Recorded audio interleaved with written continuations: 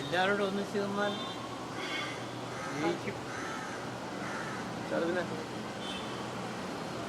Parliament ഇലക്ഷനിൽ കണ്ടതാണ്. ആ നില ഇനിയും പ്രോത്സാഹിപ്പിക്കാൻ കഴിയും.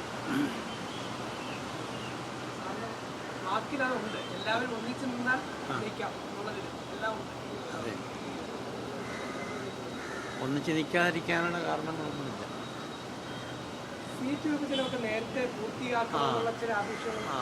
അത് ഞാനും പറഞ്ഞു, നേരത്തെ പൂർത്തിയാക്കി സ്ഥാനാർത്ഥികളെയും ഫിക്സ് ചെയ്യും. സ്ഥാനാർത്ഥികൾ വലിയ റോളുണ്ട്.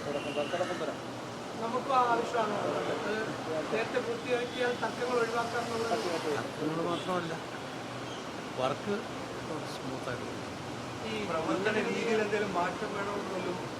രീതിയിൽ എന്തെങ്കിലും മാറ്റം വേണമെന്നല്ലോ ആവശ്യം ഇല്ല.